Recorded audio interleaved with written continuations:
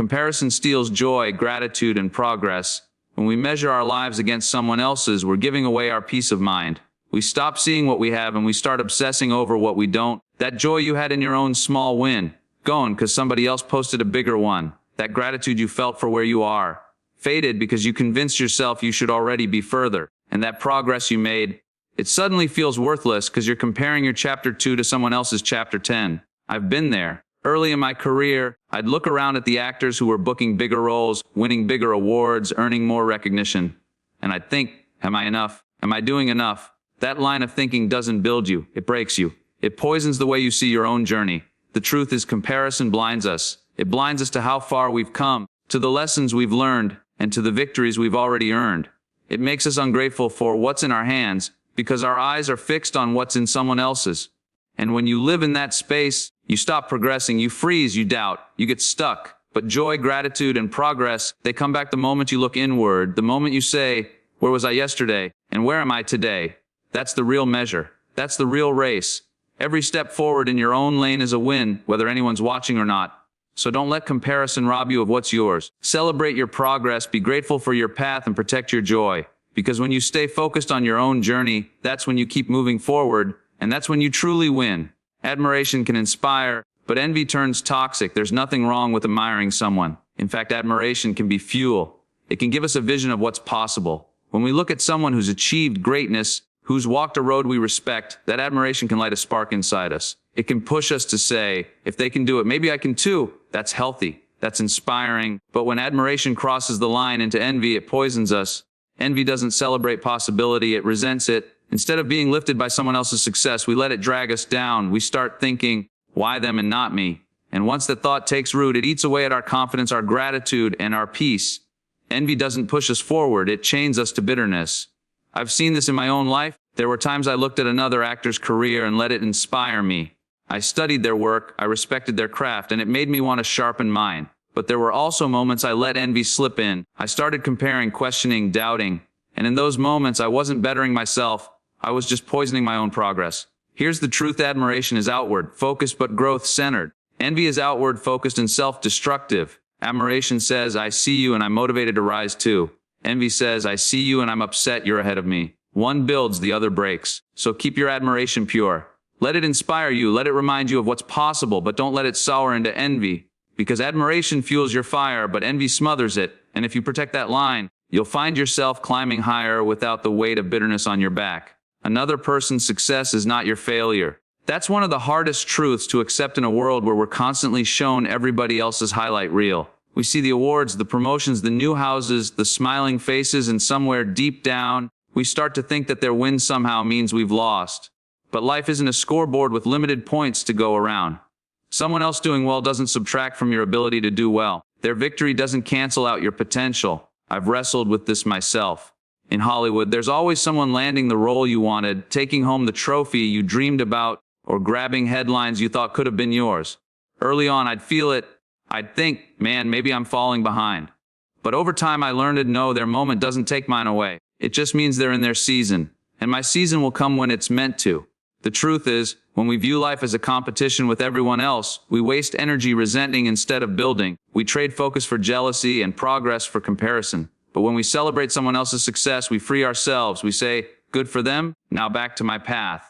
That mindset keeps us moving forward instead of stuck in envy. Success isn't a limited resource. It's not pie that runs out when someone else takes a slice.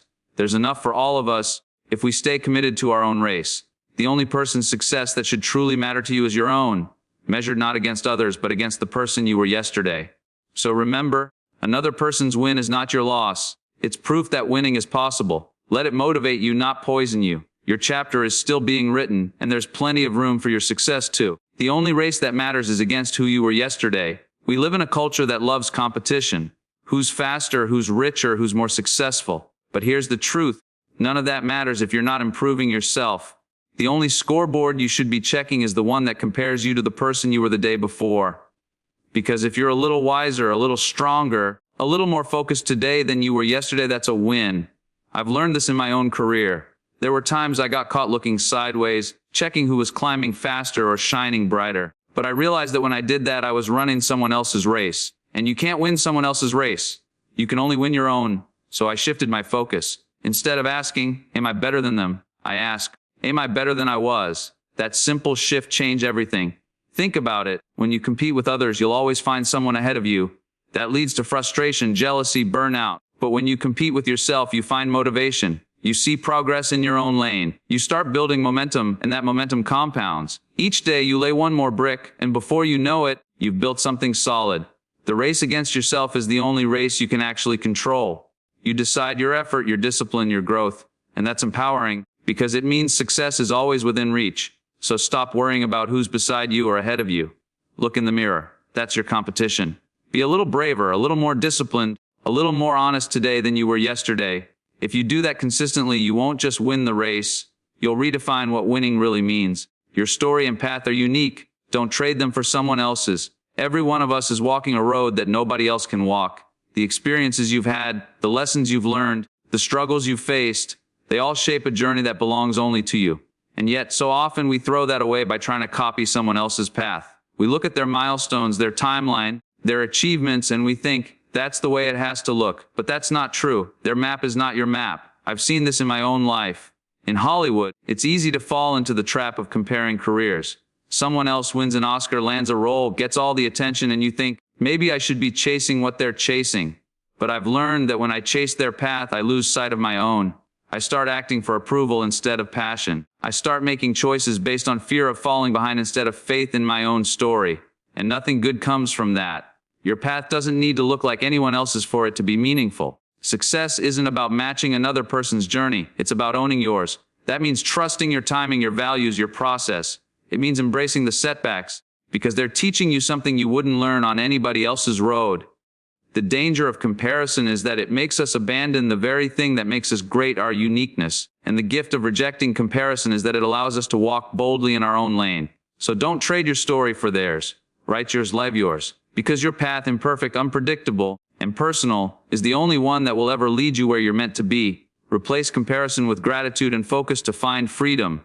When we're caught in the trap of comparison, our minds get noisy. We're so busy worrying about what somebody else has, what they've achieved, where they're going, that we forget to appreciate where we are. Gratitude is the antidote to that poison. The moment you stop and say, I'm thankful for what I have, for what I've learned, for how far I've come, you take back the power that comparison stole. Gratitude shifts your perspective from scarcity to abundance. Instead of saying, I don't have enough, you start realizing, I already have plenty to work with. But gratitude alone isn't enough. You've got to pair it with focus. Focus keeps your eyes on your own paper, your own goals, your own race. It's the discipline of tuning out the noise and zeroing in on what matters to you. When you combine gratitude with focus, that's when you find freedom. Freedom from envy, freedom from insecurity, freedom from living someone else's story. I've had to remind myself of this many times. When I caught myself comparing, I'd pause, take a step back, and count my blessings. Then I'd shift into focus. All right, what's my next step? What's my lane? What's my responsibility today? That practice pulled me out of the trap and put me back in control. Freedom doesn't come from having more than the next guy. It comes from being grounded in your blessings and committed to your path. Gratitude fills your heart, focus sharpens your vision. Together, they silence comparison. So if you want to live lighter, freer, stronger, stop measuring your life against someone else's. Start counting your blessings, start focusing on your next step, and you'll find that freedom was in your hands all along.